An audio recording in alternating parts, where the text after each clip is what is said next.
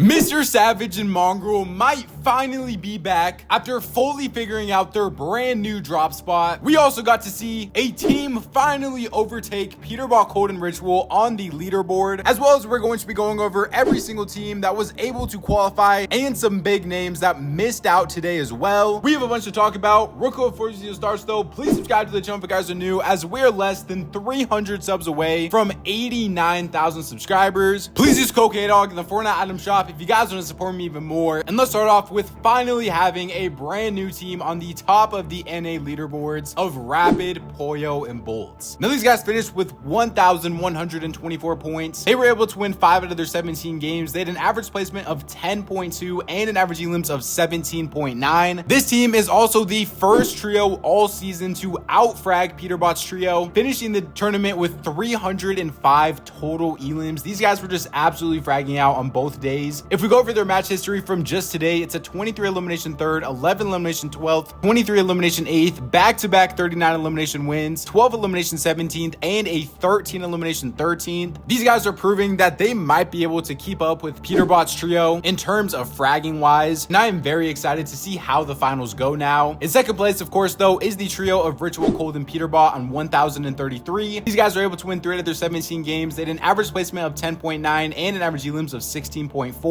These guys finished the day with 279 elims. So Rapid's trio did get over 20 more elims than them. If we just look at their match history though, they were still able to get a world record today, getting a 44 elimination win, which is the most that we have seen in Division 1. These guys also got a 23 elimination win, 10 elimination 16th, 29 elimination 4th, and then the rest of their games were all basically just mid-game deaths. Third place is a team that is landing a brand new drop spot of Muzz, Clicks, and Rise. So these guys finished with 990 points. They were able to win 3 of their 5 games. They had an average placement of 6.9 and an average elims of 12.6. That 6.9 average placement is so impressive to me because they really were just playing super consistent today. This trio today was able to get a 13 elimination 8th, 3 elimination 27th, 20 elimination 5th, 15 elimination 2nd, 18 elimination win, 31 elimination 2nd, and an 18 elimination 3rd. We did also get to see a fight between the trios of Peterbot versus the trio of Clicks in the final 3v3 for the win. So I want to show you guys that clip real quick. I'm baiting them. On the Dropping. No match. Dropping. 50. He's on. Oh! I'm back. Behind. I'm dead. One high, bro. No way. Bro. Another. Spraying on P. Dead. Nice, good job, bro. Above us. 30 white, 60 white. 110. Dead. 1 HP. 50. On me. 100 dead. Pissed now.